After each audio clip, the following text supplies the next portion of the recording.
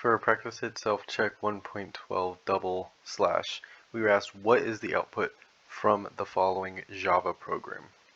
When we look at our output, we have a public class letter, and inside of it we have a main method that's void, and we are printing out these strings. First, we're going to look at our first line, and in our first line we have dear, and then a backslash parenthesis. Backslash parenthesis means a parenthesis, and then we have a double slash, and then another parenthesis, magazine, and then a comma. That's the end of our first line, so now we move on to our next.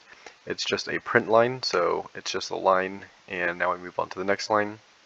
We have a slash tab, so we're going to skip 8 spaces. 1, 2, 3, 4, 5, 6, 7, 8.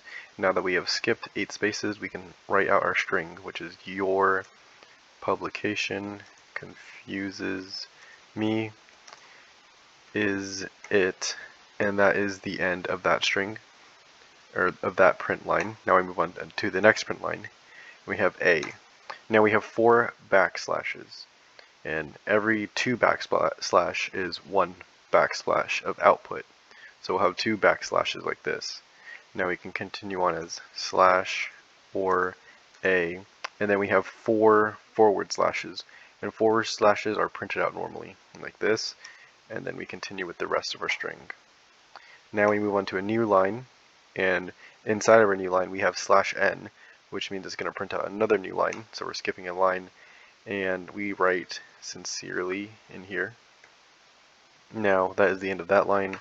Moving on to our next line, we have Susan, and then we have a backslash parenthesis. So we're just printing out a parenthesis like this. And then after we print that out, we are going to have Suzy, and then another parenthesis, because we have a backslash and a parenthesis, and then Smith, like this. This is our code. And now we can run it, and we have passed the test.